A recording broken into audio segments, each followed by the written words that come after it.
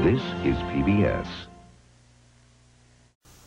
Say, want some leftover turkey? Join us today at 3 o'clock for Destroy All Planets. Take a look at it right now, won't you? Get at it. You will order him to continue his attacks until you decide to surrender. Jim! Oh, no, Jim. Oh, Jim! Governor Thompson's wife now speaks to Adlai Stevenson, who says, I shall kill Gamera, no matter what happens. no matter what happens, join us today at 3 o'clock for Destroy All Planets. Oh, Jim. Hey, pipe down, we're trying to sleep out here. Jim, why don't you marry me, Jim? Hey. This program was made possible in part with funds provided by this public television station, which depends largely on viewer contributions. Please join with your support.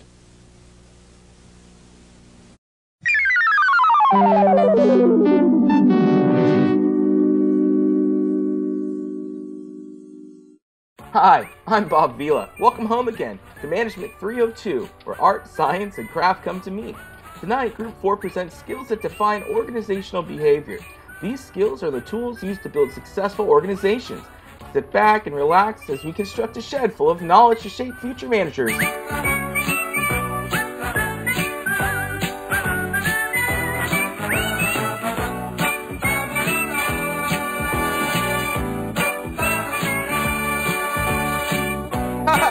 That's me, Bob Vila. I love you. This picket fence is a pretty unusual design. Depending on how you look at it, some could perceive these sharp pieces of wood as vampire ammunition.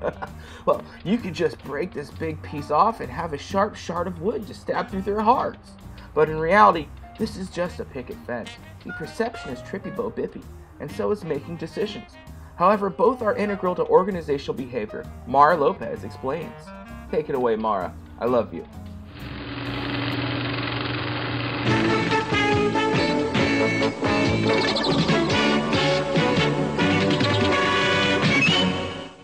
People's perception and attributions influence how they behave in their organization. Perception describes the way people filter, organize, and interpret sensory information. Attribution explains how people act, determining how people act to the actions of others as well. Accurate perception allows employees to interpret what they see and hear in the workplace effectively to make decisions, complete tasks, and act in an ethical manner. Faulty perceptions lead to problems in the organization, such as stereotyping, and that lead to erroneously making assumptions. When people in an organization find themselves in unfamiliar, ambiguous situations, they tend to have difficulty coping. Effective business professionals handle objections to their ideas by clearly stating the benefits of their positions to all parties. By presenting a compelling case for their ideas, these people get approval for their proposed strategy even if opposed. By actively recognizing people's perceptions and attributions, effective leaders build justifications for their approach and get support when needed. Therefore, when it comes to organizational behavior, the most relevant concept to understand the perceptions people form about each other, including to determine whether an individual's behavior is caused internally or externally. When we make decisions about the behavior of other people, we tend to underestimate the influence of external factors and overestimate the influence of internal or personal factors. Perception flows into decision-making in an organization. The way individuals make decisions and the quality of their choices are largely influenced by their perceptions. And steps in the rational decision-making model include: define the problem, identify the decision criteria, allocate weights to the criteria, develop the alternatives, evaluate the alternatives, and select the best alternative.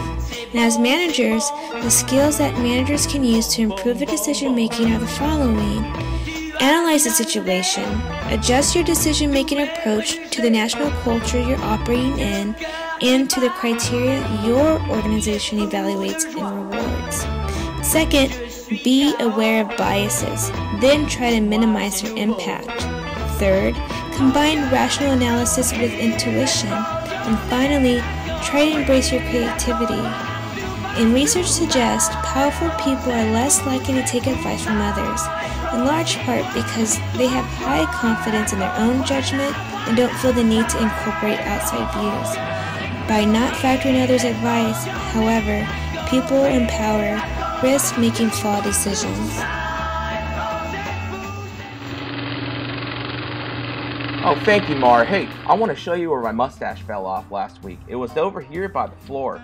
I was running and I was running so fast it flew off. Oh, hold on, I want to show you something. Up here, up top where I'm about to point, yeah, I'm going to have Bob Villa spray painted up there. Woo, my armpit smell. Motivation and negotiation are two other really important factors. Boy, we got a lot to talk about today. Sergio, why don't you go ahead and take it away?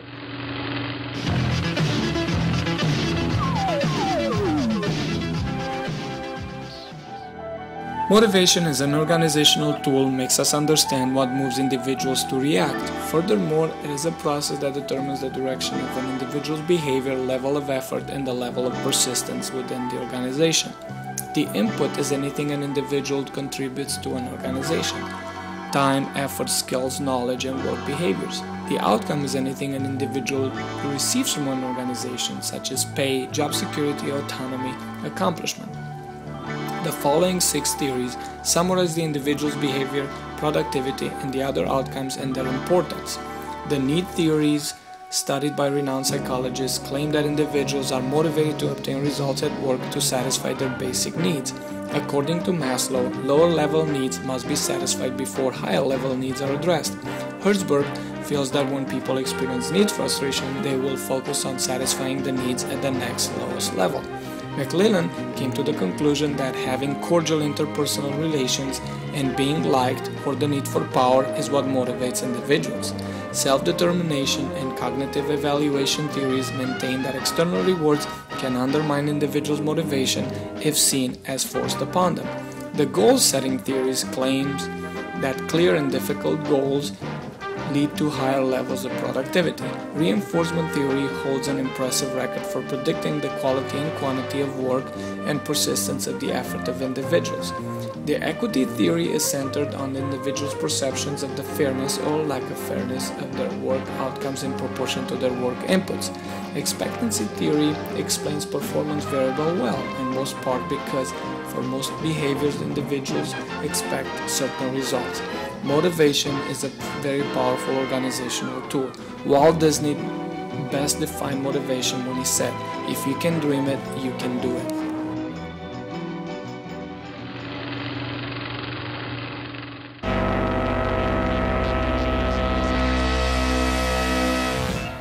Negotiation is an essential tool which must be part of the culture of any successful organization. Generally, negotiation does not have a set behavior rules for specific circumstances, but there are a couple of important principles that can help the negotiation process become more effective. The 2 direct negotiation strategies are distributive and integrative. They contrast and focus interest, motivation, information sharing, and duration of relationship. Distributive negotiations involve fixed amount of goods or resources that must be distributed among the negotiating parties. The interests of the parties are inversely correlated. This strategy's identifying feature is the zero-sum condition. It just means that any gain to any party is a loss to the other and vice versa. A contrasting approach to the negotiating strategy is the integrative negotiation. Also known as a win-win strategy, it strives to achieve gains for both parties negotiating. It attempts to reach the best outcome possible for both sides. Through this approach, the negotiating parties have their best interests out in the open and together in creative ways search for best solutions that will equally benefit both parties.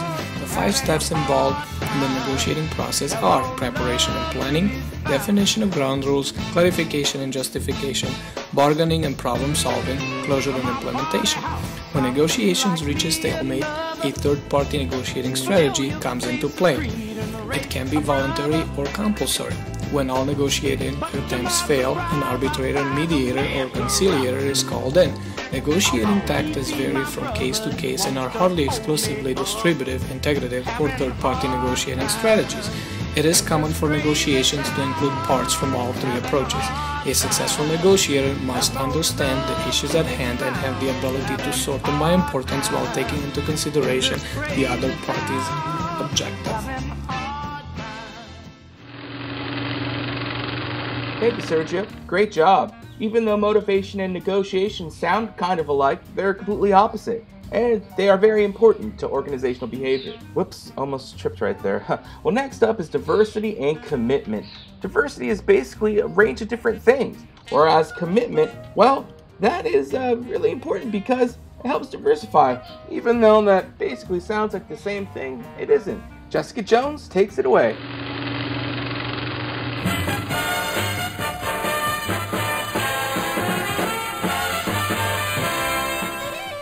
Diversity is used within organizations to help moderate differences in values and ethics. The key to diversity is that it is beneficial to every employee within an organization. So when a hiring manager is seeking to gain a new employee, it is of value to reach for a diverse group, mainly because it leads to less ethical problems and gives more productivity. According to our text, Organizational Behavior, it is almost entirely impossible to avoid bias when completing the hiring process. The selection process of potential candidates is said to be most effective when you intertwine their productive aspects with the need for even-handedness as it pertains to the organization. This can help to achieve a better environment for the workplace. The more diversity that is emphasized, the less problems occur. This has to do with the way that people react to situations. If you have achieved diversity in the workplace, you are more likely to be able to relate to one another's reactions if an incident was to occur on the job. In turn, the fewer problems an organization has, the more able they are to focus on productivity. And with more productivity comes profit. Diversity is also important in the workplace because it allows all of its employees to incorporate their ideas. It steers away from stereotyping, allows open-mindedness, creates a positive experience, and allows people to engage with others and how they feel about past experiences as they relate to diversity. It can open communication with its employees, create better job advancement, and most importantly gives acknowledgement to all perspectives. The more diversity a company holds, the happier its employees will be, and the less confrontations will occur. Thus, a manager's ability to select employees that are diverse can make a significant contribution to a company's overall success.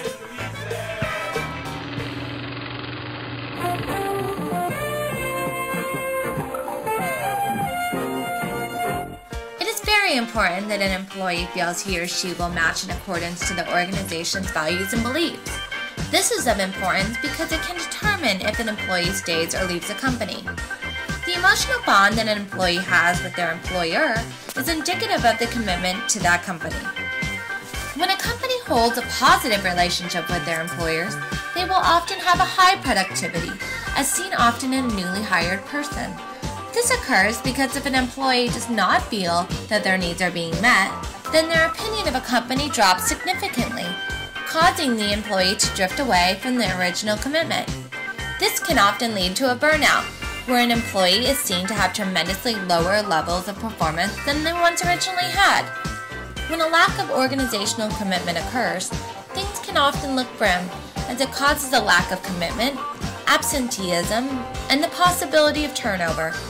Oppositely, those that are committed to their organization will be less dissatisfied when something grim occurs, because they are loyal to their company.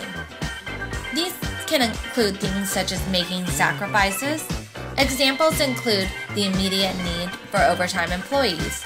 Thus, those that are loyal will have no problem if they are committed enough. It is said that many factors can determine a personal organization commitment. But the most important facets are a person's job satisfaction and their job involvement. A lot is to be said about a person that has neither facets highly prioritized in their life, because a business is reliant off of its employees. The determination of commitment is huge, and therefore should never be misjudged or ignored. Boo! Great job, Jessica. Hey, if these guys hang this wrong, I will just lose my shirt. That's where communication and emotions come into play. Luis, take it away.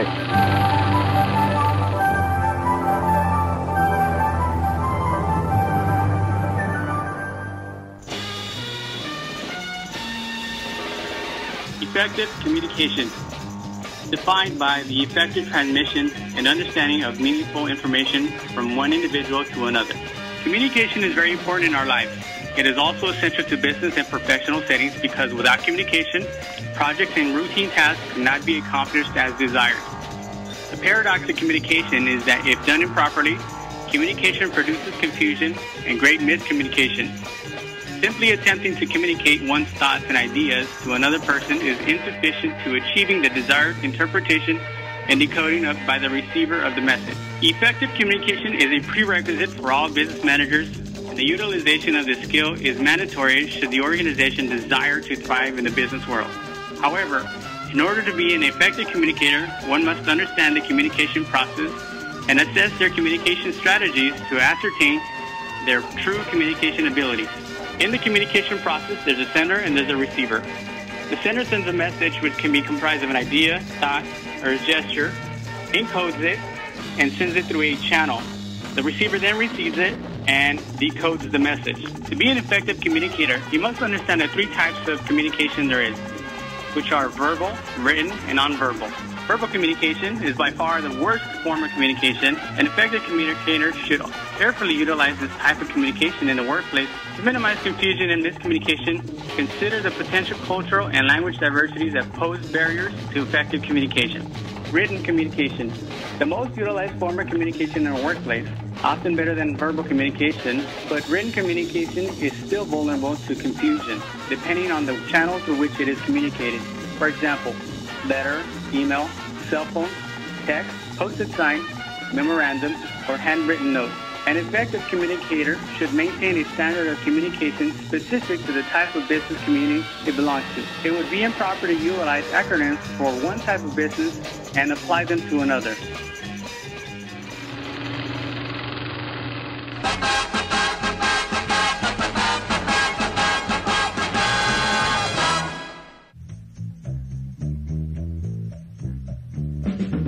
Humans are very emotional beings, and emotions are incorporated in our daily human functions. As a result of inevitable human involvement in the workplace and considering a human's natural and volatile emotional composition, it is imperative that a manager within an organization comprehends and learns to navigate the esoteric properties of emotions that influence our human behavior consistently. Human emotions play a significant role and are highly influential in any work environment. Therefore, emotional control in the workplace is an essential skill required in organizational behavior because the positive or negative consequences posed by the perpetual existence of emotions in the workplace can mean the difference between a successful or unsuccessful organization. Moods, by definition, are less intense feelings than emotions. However, moods serve as a stimulus which can intensify the degree of feelings. Factors that affect moods are personal stress level, work-related stress, relationships, financial issues, or even social issues. Sources of emotions of a person are personality, day of week and time of day, weather, stress, social activities, sleep, exercise, age, and even sex. To conclude, managers in an organization should be in sync with their own emotions to better comprehend the emotions of subordinates and organizational equals. Managers play a significant role in the alteration of moods and emotions of employees in an organization. Therefore, managers should utilize proper strategies to alter moods and emotions in a workplace to benefit the organization. For example, proper humor, appreciation for performance, or words of encouragement. Well, folks, thanks for tagging along. We sure learned a lot about organizational behavior, didn't we? I hope you all have some new skills to build a successful organization